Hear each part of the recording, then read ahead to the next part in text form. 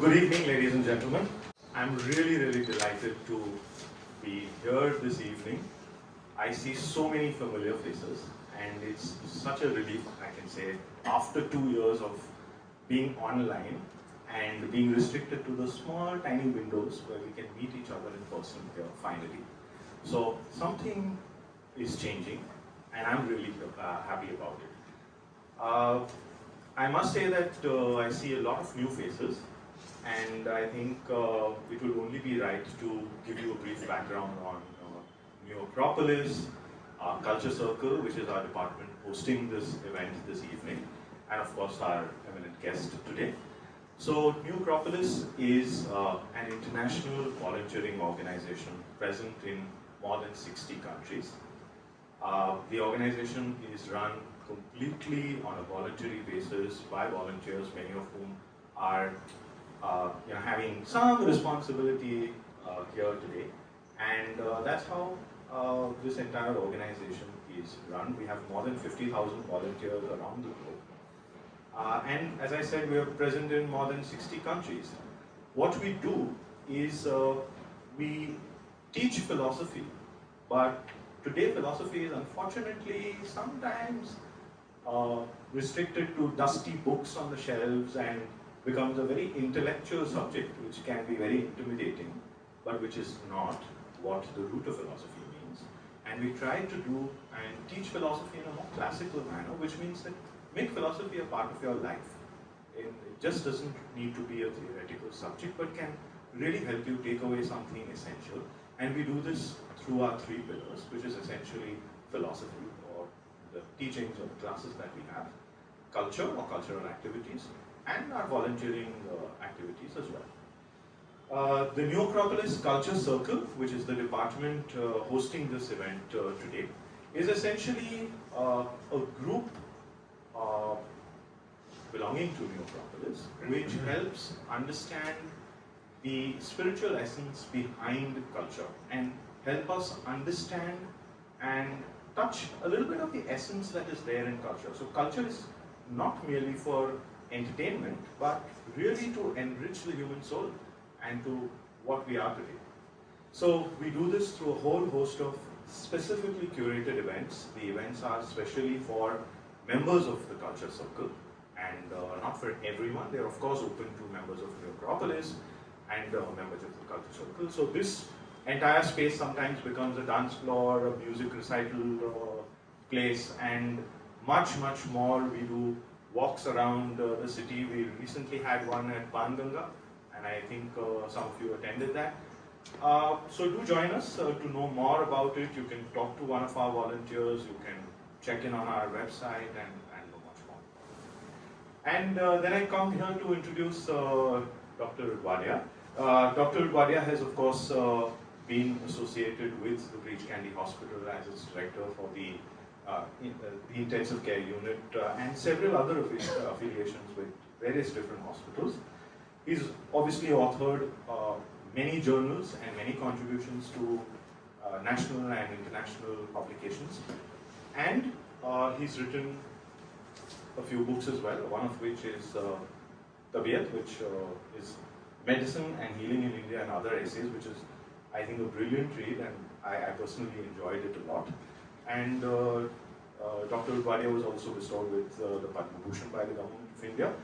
And without much further ado, Dr. Udwadia, welcome. And again, we are delighted to have you. And we hope to hear some of your insights on this topic around medicine and your thoughts on medicine. I should speak as I think.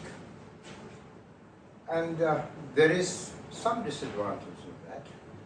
The advantage is that there is a certain amount of spontaneity when you do something like this.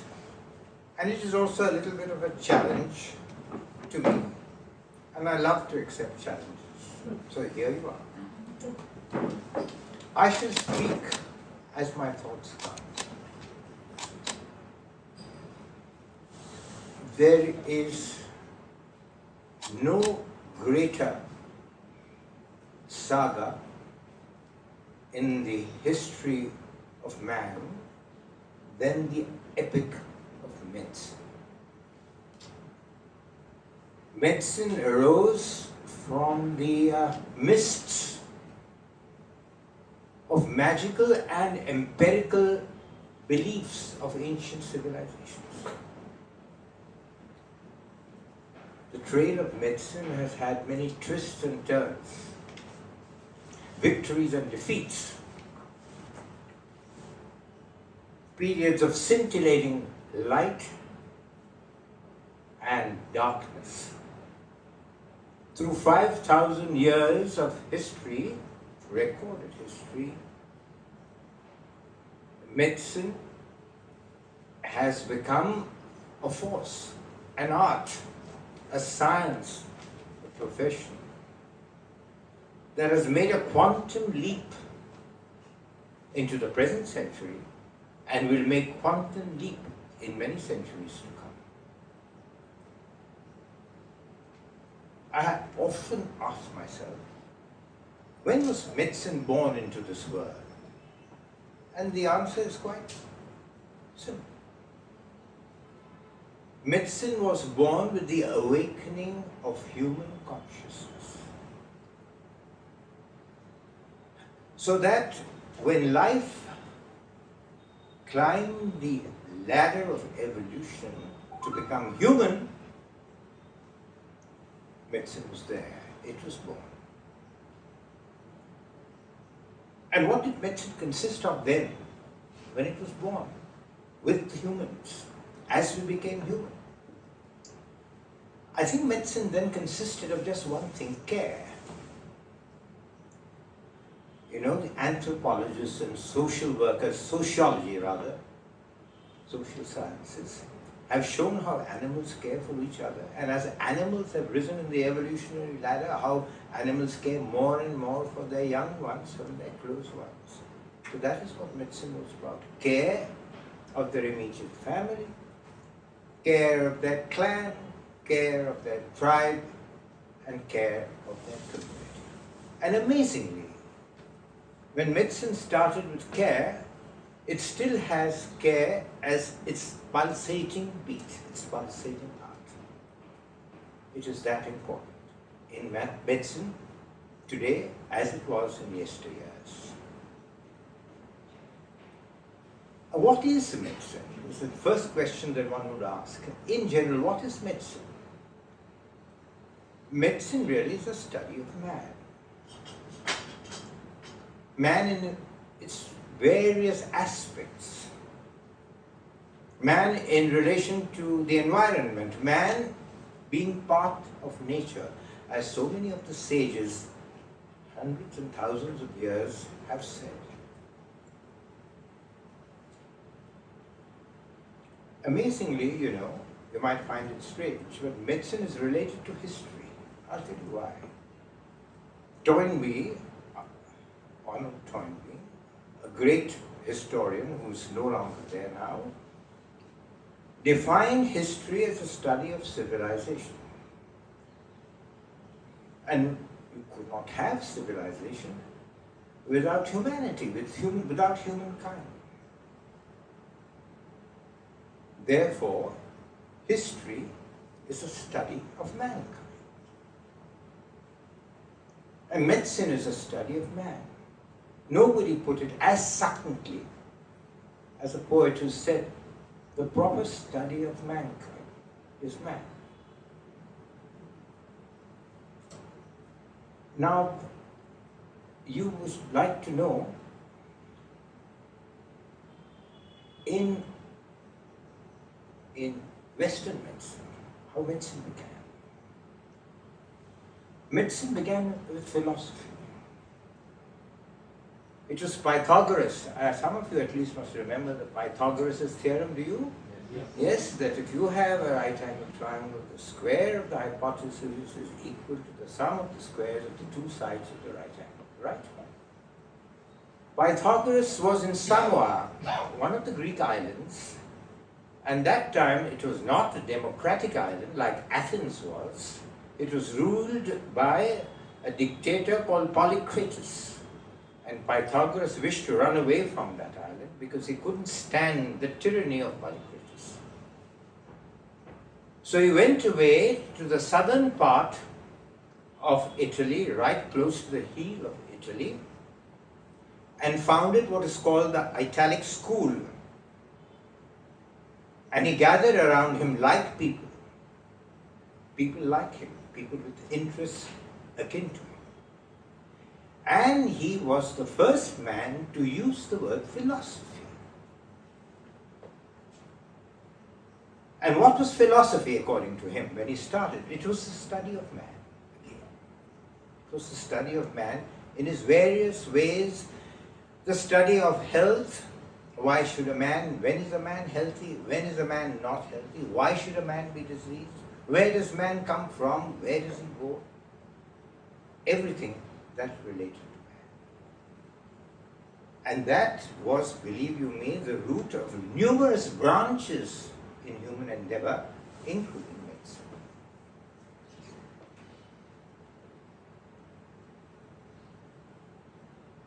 Now, you must remember that medicine doesn't exist within itself, alone, isolated, at all. The panorama of medicine is really just not the discoveries and events that occurred in the world in chronological order. No. The romance of medicine really lies in the cavalcade of the great men and women who have trod its trail.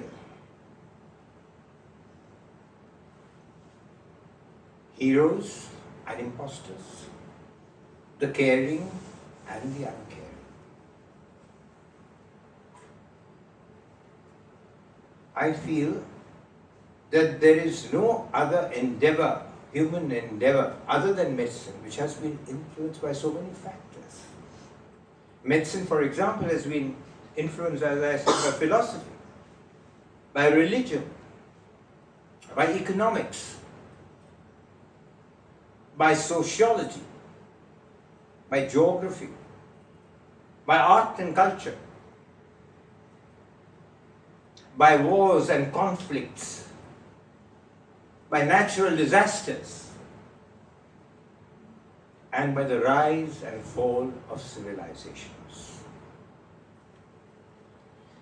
So a physician, therefore, who is really aware of the history of the world, aware, he doesn't have to be an expert at that at all, aware of the history of the world and aware of the numerous influences that have affected the course of medicine, I think becomes far better to be able to understand the patient who's entrusted to his care.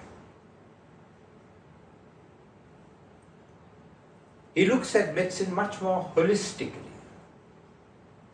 He doesn't treat individual organs or organ systems, but treats the patient as a whole. He cultivates a greater compassion, a greater empathy for the patient he looks after. And he has a much greater rapport with the patient.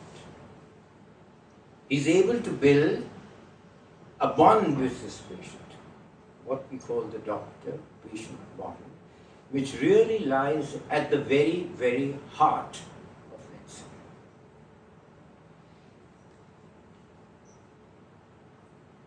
History is just part of humanity, as is economics, as is so many others, is religion, philosophy, and what have you.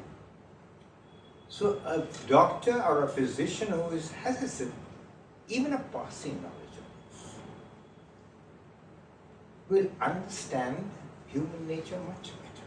And if he understands human nature much better, he will understand his patient much better.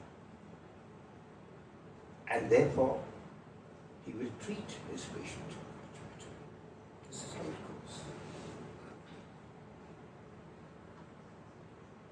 Now, talking of my days as a doctor, my days as a doctor, in college and subsequently in places where I studied and worked, were great.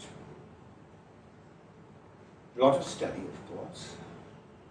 After work in the hospital, a very, very, very busy hospital like the KM hospital. Studying till perhaps 3 o'clock or 4 o'clock in the morning, getting up at 7:30 and being in the wards at 8:30 and doing that for a number of years, staying awake sometimes for 48 or 72 hours on your feet. In those days, when we had 40 patients in the male ward, 15 patients in the female ward, there was no pediatrics at that time, and another 10 patients in the pediatric ward, and 36 admissions on an emergency day. That's what life was, but it was fun. Plus we had a lot of work, we had a lot of fun. So when we had a lot of fun, we had work during the day and we played it up till 4 o'clock in the morning when we had fun. They were lovely days. Those were the days, I'm afraid, they won't come back again. But we treasure their memory, those of us who were there at that point in time. Now it's amazing, when I compare medicine at that time and what it is now. At that time, we had to use our eyes, our ears and hands all the time. There was very little in the way of investigation, just the basic routine blood tests. There was very little imaging, just the X-ray machine, where you could take an X-ray of the chest, X-ray of the head, and swallow some barium and do a barium study and see how your gut worked, and that's all. But what is medicine like today? It is almost as if in the last 70 years or so, medicine has worked miracles. You have transplants of almost all organs in the body except the brain. Really all organs of the body except the brain. You have numerous drugs to counter numerous ailments, to fight infection. We had just 1 or 2 in those days and that age of time. And medicine has really worked miracles, no question about that. Everyone knows that, and everyone agrees on that. But there is a strange thing. There is a fair amount of antagonism against the medical profession and against doctors as well in today's world. You will say, why do you say that? Well, look at the amount of litigation against doctors. Look at the fact when a patient dies in a hospital, they sometimes burn the hospital down, beat up the doctors, beat up the nurses. It's just not in India. It may be more violent in India, but this antagonism is there almost all over the world. Isn't that a strange paradox?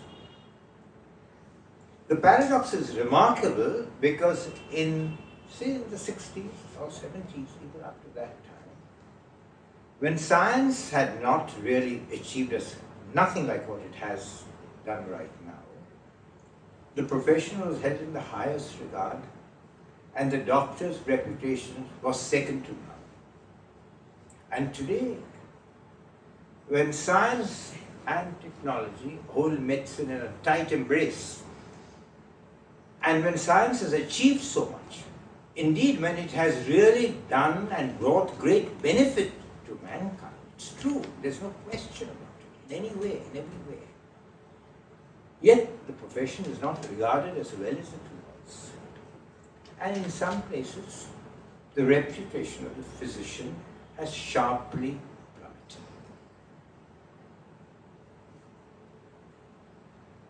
Why is that so?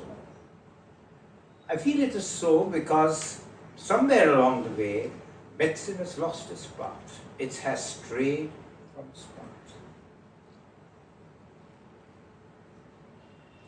It's the mechanization of medicine, its hubris and its technology, the hubris of its science and technology has robbed medicine of its art, has robbed medicine of its raison d'etre, reason for being there. So that the doctor now is concerned more with the machines that surround him than his patients.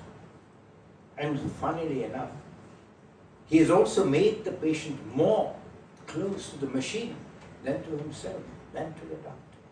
The machine, therefore, is the intermediary between the doctor and the patient. And that indeed is a very sad thing.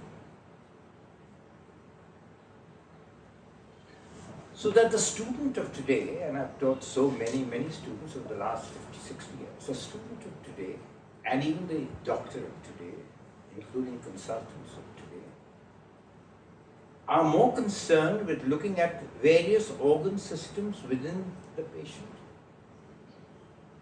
and not ministering to the patient as a whole. The patient as a whole, the patient who houses these organs is forgotten and often pushed into the background. The physician and the student is rather, in these days of burgeoning science, these years of burgeoning science, is more concerned with the newer technicalities of medicine. But medicine is taught and learnt at the bedside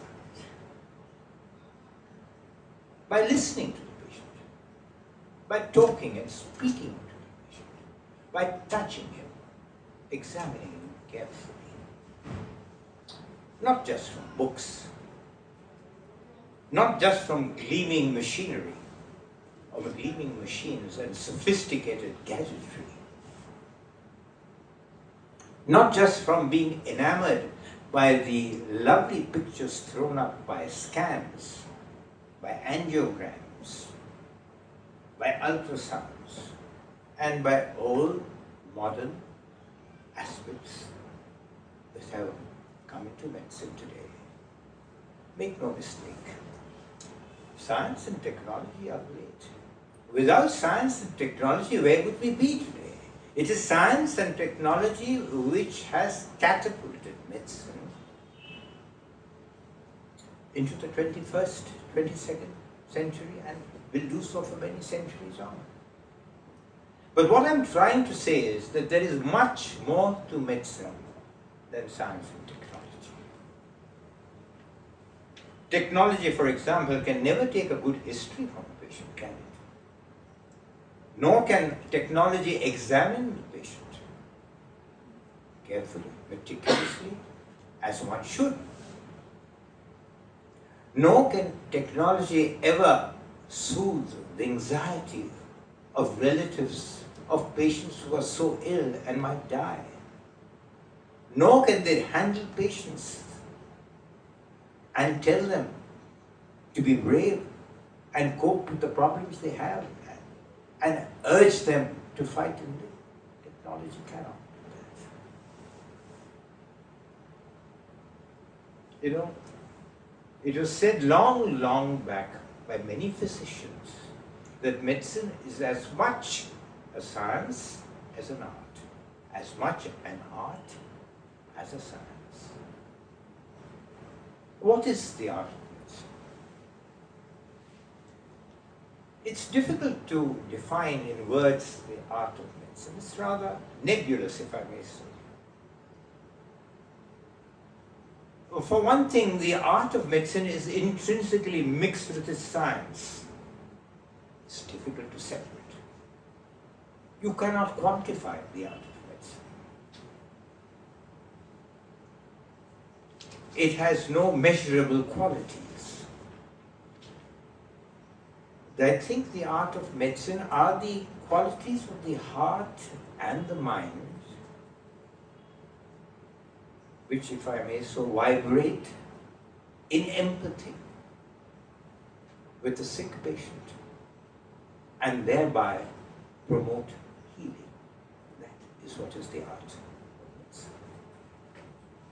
And unfortunately, it is this art of medicine which has now been put into the shadows, in the background.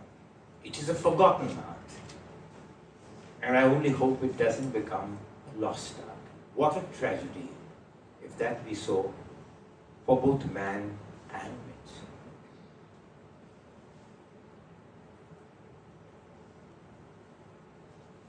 Now, in practical terms, really speaking, if you ask all that, you say, but tell me, how do you practice the art of medicine?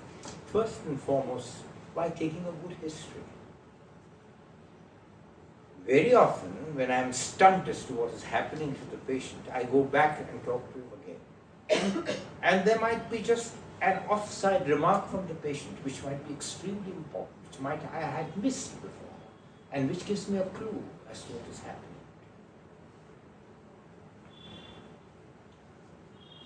You know, a disease never manifests itself in the same way in two individuals. That's the remarkable part of medicine. Therefore, it has never been an exact science. For various reasons, one person may manifest the same disease in one way and another in a completely different way. That is also its beauty. That is also its challenge. Very often, a good physician is also a good detective. As I always say, the spider spins his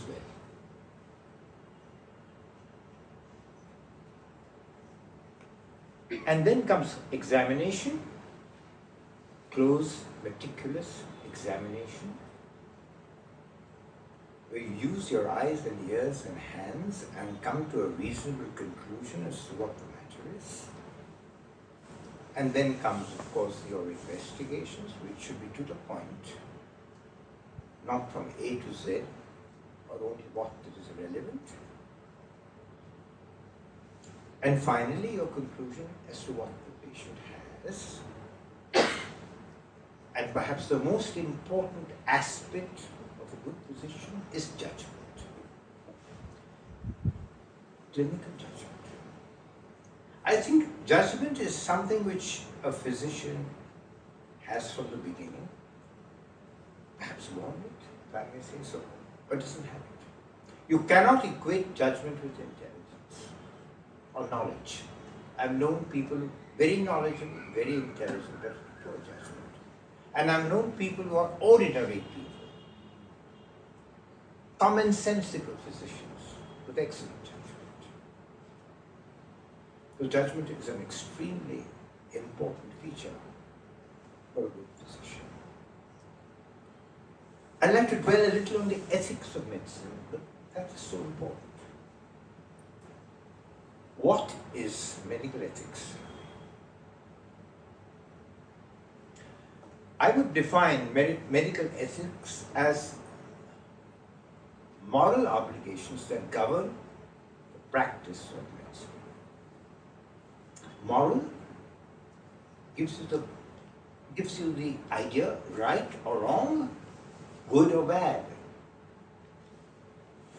It's very important, however, in medicine to realize that what may be one moral obligation at a particular time, in a particular patient, may come into conflict with an equally important and serious moral obligation, different from the first one, in a given circumstances, in the same patient. I think ethics is rooted in philosophy, in religion, and social customs. And you will realize that these are different in different communities, different civilizations, different parts of the world. Therefore, it's impossible to have a common code of ethics in medicine. Impossible. But by and large, all civilized societies have a reasonable concept of what is right and what is wrong. And that, I think, is the most important aspect in the ethics of medicine. The principal, most important aspect in the ethics of medicine is being beneficent to the patient. What is the meaning of beneficence? Beneficence is doing good to the patient. And how do you do good to the patient? First of all, you need competence. How can you be beneficent if you are not reasonably competent? But it's not just competence that matters, not alone. It also involves mental qualities. Your ability to be able to humane to the patient. It involves humanity or humanism. And how would I define that? I would define that as the quality that enables a physician to understand and feel for the suffering, pain, discomfort of a patient, so that he tries his best to remove it or remedy it as best as he can. This is as important, I think, as is competence. You need competence, but competence has to be allied to humanity. And the opposite of beneficence is maleficence. Maleficence is harm to the patient. Primum non nocere was the Hippocratic sentence, which meant, first of all, do no harm. Now that's not easy, because as you know, every medicine has side effects. There is no medicine, there not even water. If you drink gallons of water, you die. If you drink gallons of milk, you would die. Every medicine has a side effects. So what do you do? And there was a beautiful judgment. I think it was Justice Denning in England, who made a remarkable judgment which has stood the test of time, and which has stood the test of time, and which has come to be a standard landmark in the management of patients who unfortunately are taken further ill by what the doctor is trying to do. This is a patient who was in great pain. He was an elderly man, and the doctor said he would like to relieve his pain and gave him morphine, which in those days was the only substance which could relieve pain. And after giving morphine, the patient stopped breathing and he died. One of the effects of morphine is to depress breathing, and particularly in elderly individuals, and some elderly individuals much more than in others. So that the son filed a suit against the doctor, and this learned judge said that no, the doctor is not at fault. His intention was to relieve pain, and in the process of doing that, something happened which he did not anticipate. And he did it with good intent. So this is called the double effect of a drug. A drug which can do good and has the potential to do harm, and sometimes with strong drugs, even the potential to kill. So this is the meaning of maleficence, and to remember that sometimes with all the care in the world, what the physician does sometimes does harm, even when he has the intent to do good.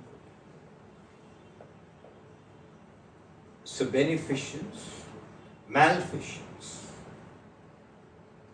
and then the most important, autonomy. It is the patient who should decide whether what the doctor wants him to do is up to his liking or not. He may say, I might not want this, I don't want this. The doctor has to listen to him. Or he might say, I don't want this test, this investigation, this invasive procedure, please, I don't want it, please don't do it. He has the right to refuse it. That's patient autonomy. But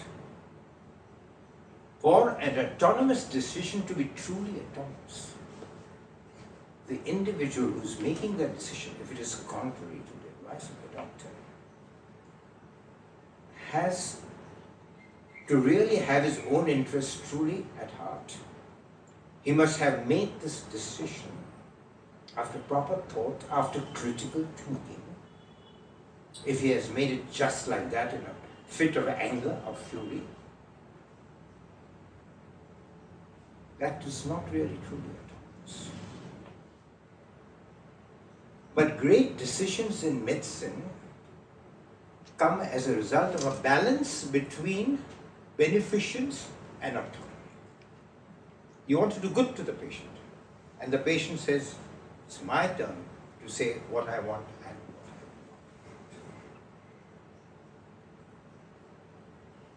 want. And there is often a conflict between beneficence and autonomy. Let me give you just two actual examples. A young man in his early 20s, or not early, close to his 30s, 25, 26, totally cyanosed, almost pulseless, but still compos mentis, agitated, angry, that he was brought to the hospital. He had a bad pneumonia, and he urgently needed. I won't talk in technical terms, he was blue, he was cyanosed because of lack of oxygen. He urgently needed to be ventilated by a machine. When explained to do so, he had a child, he had a wife. When explained to do so, he refused.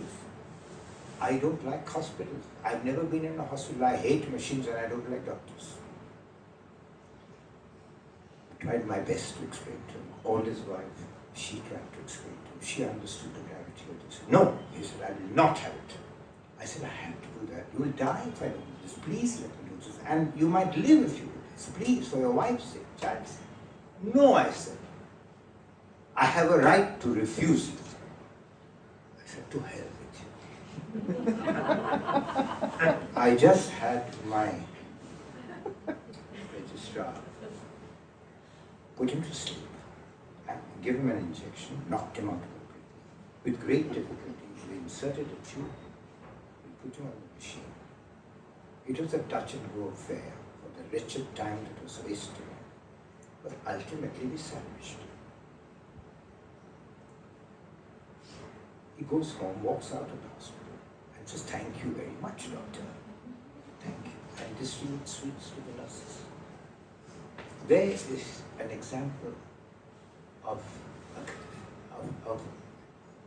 gap between beneficence and autonomy. Another example, a medical student whom I taught in college, is brought in almost dead with a note saying, under no circumstances am I to be resuscitated. She had obviously taken a poison and said, under circumstances I was to be resuscitated. We just ignored her. We resuscitated her. She lived. Again, plaudits to the unit. Sweets distributed once again. Again, you see, the antagonism sometimes between beneficence and autonomy. So you see, when you make an autonomous decision, particularly in a crisis, fear, anxiety, stress, panic, dislike for hospitals, machines, doctors, all come into play. And the decision, therefore, is not truly autonomous. Autonomous decision requires critical thinking. So in an emergency, when there is a conflict between beneficence and autonomy, I think you should take the side of beneficence. In an emergency, because in a cold case, where there's time to think for the patient, where he can consult anybody, I'd say you should do this, but you don't agree. Why don't you think over it? Go and ask the people, go to other doctors and see what they say, then come and make up your mind. And if you still say, I won't take radiation for this, I will not take it. That's a different story. What are the other important features of it? The third most important feature is justice. What do you mean by justice? You mean by justice that you do the best that you can, and if you can't do the best that you can, you do the least harm that you possibly can, and the best good that you possibly can. I give you an example. For example, when we started the tetanus ward at the GJ Hospital, and there were 12 beds, and we managed to get 4 breathing machines. And when there were these all 12 people convulsing at the same time together, it's a dreadful disease. And I had 3 machines. Now, who do I use these 3 machines on? I say, I would like to have at least 8 machines because 8 of them need the machine. So I choose the 3 people who are the worst off and use them, knowing full well that tomorrow, one of those others whom I have not put the machine on will be even worse than the ones that I have here. Don't worry.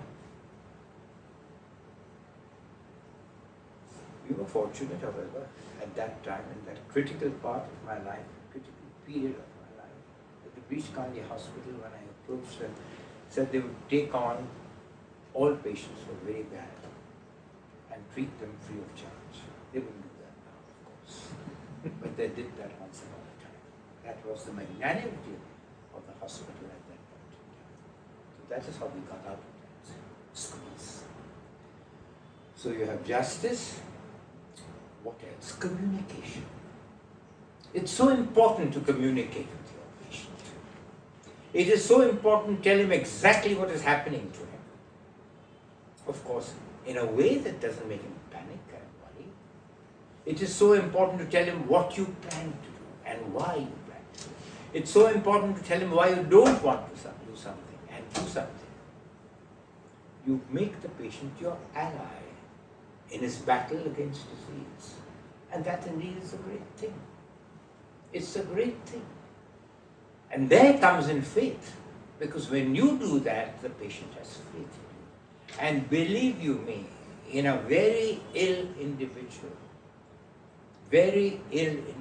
educated, uneducated, such very ill individuals literally have antennae that make out a physician who truly cares from a physician who pretends to care.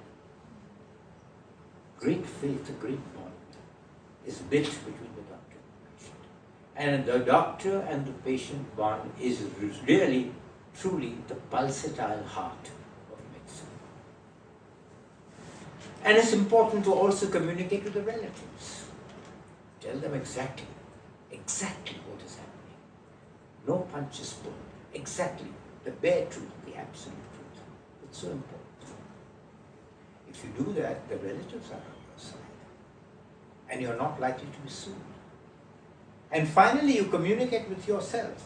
And how do you communicate with yourself? I communicate with myself by writing reams of notes on very ill people. What I have done, why have I done this? Why have I not done that and I've done this? What are my reasons for this? What do I anticipate? For one thing, it clarifies my puzzled thoughts. I sometimes come across something, maybe I should have done this at this point in time. And also, it is a superb way to prevent yourself from being harassed legally. Because here you are, just shows that the man is cared for the patient. What else can anyone can make a mistake? If you're human, you're bound to make mistakes. Haven't I made mistakes? Of course I have mistakes. They've kept me awake through the night. And I think I have made mistakes. So that's communication. Next thing is charity. A doctor should never refuse a patient who cannot pay. My colleagues tell me they'll all come to you. And no, I said, they don't all come to me. A few come and it's perfect. I don't have to worry at all. A great man, I forget his name, I think I'll get it later, who wrote the book Religio Medici. I forget the name. When he said, do not enter the temple of science with the soul of a moneylender. Beautiful. I think every doctor should remember that sentence. So charity is another thing. Confidentiality is so important. You shouldn't talk about your patient to anybody else. You should be careful. There are some sly ones who try to get information out of you. Confidentiality. And what else? Protection of human rights. She raised her hand saying that it's time to stop. She's 5 minutes early. Really? Yeah. So maybe that was just a bad. Okay. So confidentiality, and I said protection of human rights. You know, there is a Geneva Convention on the protection of human rights and the genome. This is important. Because modern medicine is tampering with the genome.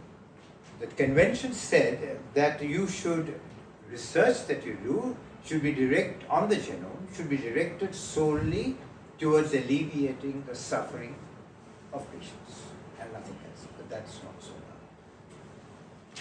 The research that is done on the genome is related to altering the in some such way that the human race can be altered. You see, we have evolved through millions of years through genetic drift and Darwinian selection. The scientists want us now, and we've come to this stage through millions of years. And if we wait and continue like this, who knows, in this fashion, in this manner, millions of years from now, we will be different. But this is in the natural order. The scientists say that what they will do, what nature can do in millions of years, we can do in hundreds of years, or perhaps 1,000 years. We can so alter the genome of the human being, that he might have qualities which you can never otherwise possess. You can perhaps be so conditioned as to fly to Mars or to Venus or to any planet. You would be able to withstand all temperatures, very hot, very cold. We can do that for you by tampering the genome. It's a sad thing if that really happens. It's a sad thing if human beings are part machines, semi-machines, or total machines even for that matter. Reminded of the words of Winston Churchill. If that indeed happens, we might enter into a real dark age, darker than ever before in the history of man. Made even more horrendous by the perversity of science. It's worth remembering that. God alone knows how the future of the world is going to be. I am now going to just use the last part of my sentence, which Shirin has asked me to stop, and say, what are the qualities of a good physician? Competence, of course. Humanity, of course. Charity, of course. Judgment, of course. Honesty and integrity, of course. Is there anything I've left out? Maybe I have. But one thing comes to my mind: equanimity. Equanimity, said Sir William Osler, he called it equanimitas. That's the Latin for equanimity. What does equanimity mean? Being cool, unruffled in times of great stress. Being able to think logically, correct judgment when you are pushed to the wall. Being able not to be stressed. Most of all, not to show emotions of anxiety, worry in a desperate life and death situation in front of the patient. Most important of all, not to have fear shown. On the contrary, to be so cool, so calm, so steady, so unruffled, that the patient can draw courage from the way you behave at this critical juncture of his life. That is the meaning of equanimity. Some are born with equanimity. Some, like me, have learned to acquire equanimity. The person who I know was born with equanimity was my dearest dad. He was a general practitioner who was born with equanimity. Not a flicker in his eyes, whatever it is. But even if you are not born with equanimity, even if within you you are torn to bits, to shreds, you must learn not to show it. For it is only then that the patient can derive the support that he needs at this juncture of his life. Let me end by a beautiful quote from Maimonides, who was a Jewish doctor in the Middle East. many, many years ago. I think he was the man who gave the first description of bronchial asthma, by the way. This is what he said. Let me treat my patient, a fellow creature, in pain and in distress, with great humanity. Let me never ever consider him as merely a vessel filled with disease. Thank you.